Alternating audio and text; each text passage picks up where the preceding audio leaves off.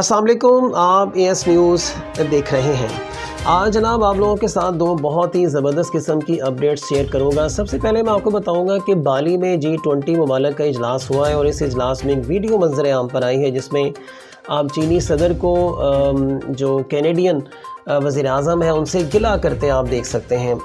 बहुत ही ज़बरदस्त अंदाज में, बहुत ही गुस्से वाले लहजे में चीनी सदर ने कैनेडियन वज़ीर आज़म से गिला शिकवा किया है। क्या गिला शिकवा किया है, जुड़े रहिएगा, आप लोगों को इस हवाले से आगाह करूँगा।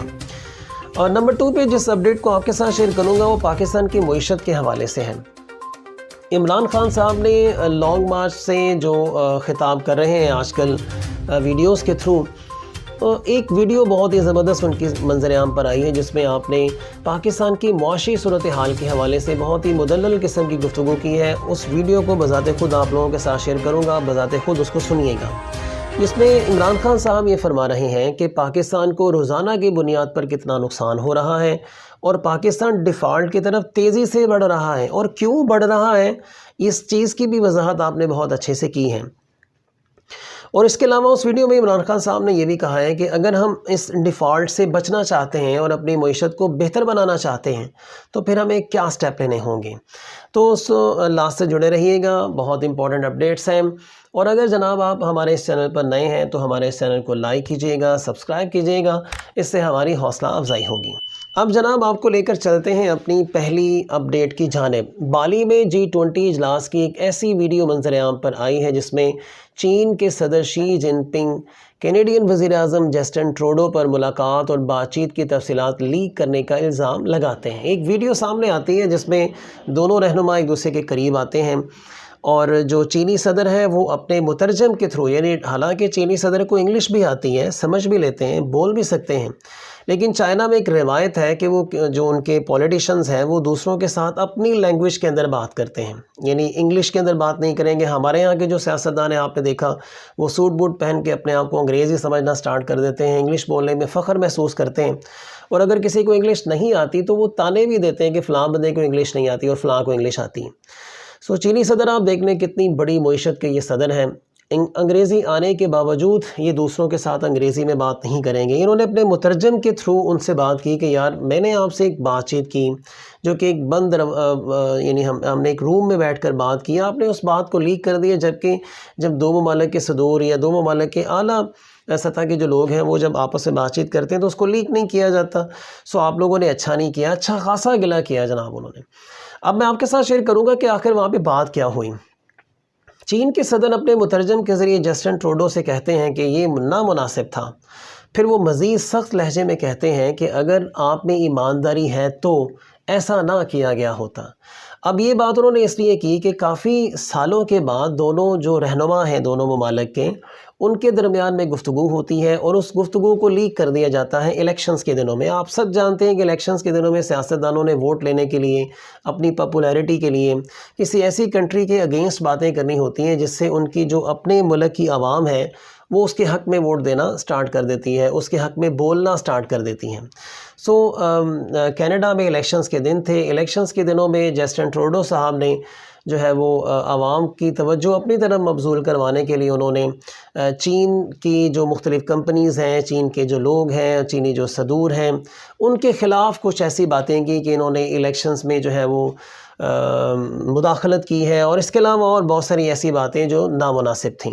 अब मैं आपको बताता हूँ कि चीनी सदर के रिएक्शन के तौर पर, यानी जब चीनी सदर बातचीत कर रहे थे तो जो कैनेडियन जो वज़ीर आज़म जस्टिन ट्रूडो, उस बंदे की हालत किस किस्म की थी। चीनी सदर की बात सुनने और सर हिलाने के बाद कैनेडियन वज़ीर आज़म ने जवाब ये दिया कि कनाडा में हम आज़ाद अंदाज में और खुल कर बहस करते हैं और हम यही रवैया जारी रखेंगे। हो सकता है कि हमारे इस रवैये से आपको थोड़ी सी परेशानी भी हो सकती है। इसके बाद फिर दोनों रहनुमा साइड पर चले जाते हैं और ये वीडियो ख़त्म हो जाती है। इस वीडियो से आप अंदाज़ा लगा सकते हैं इन दोनों की जो आपस की जो जिस तरीके से इन लोगों ने बातचीत की है, ख़ास तौर पर जो चीनी सदर का जो एक लहजा था, एक अंदाज़ था, एक स्टाइल था, आप वहाँ से देखकर आप अंदाज़ा लगा सकते हैं कि चाइना और मगरिब के दरमियान अभी भी जो तनाव बाकी है, यानी अभी भी इनके जो हालात हैं वो नॉर्मलाइज नहीं हुए। सो मैं कोशिश करूँगा कि इस वीडियो को भी जनाब आप लोगों के साथ शेयर करूँ। अब आपको लेकर जाऊँगा अपनी दूसरी अपडेट की जानिब। دوسری اپڈیٹ یہ جناب کہ پاکستان بہت تیزی سے ڈیفالٹ کی جانب جا رہا ہے. پاکستان میں مہنگائی بہت زیادہ ہے, اس میں کوئی شک نہیں ہے. اور اس حوالے سے عمران خان صاحب کا جناب ایک بہت ہی زبردست قسم کا مدلل قسم کا ایک ویڈیو پیغام جو ہے وہ انہوں نے دیا ہے اپنی عوام کو, جب وہ آج کل آپ کے سامنے ہیں وہ احتجاج کر رہے ہیں. سو میں کوشش کروں گا کہ اس پیغام کو منوً آپ لوگوں کے ساتھ شیئر کروں. اس ویڈیو کو بھی آپ لازمی سنیے گا.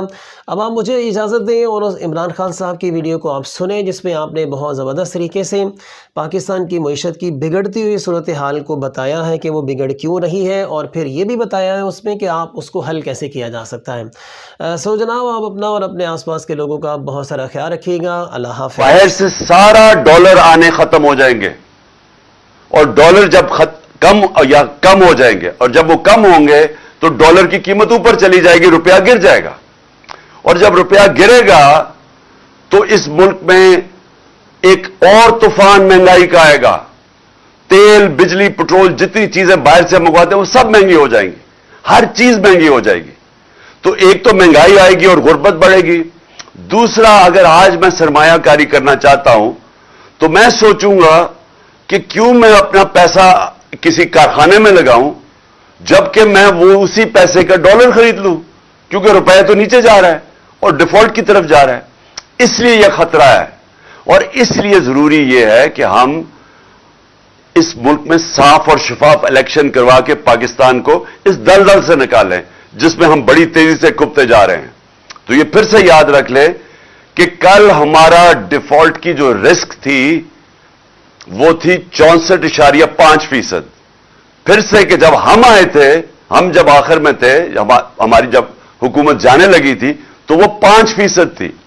کل 64.5% پہ تھی, اور آج 75% پہ ہے.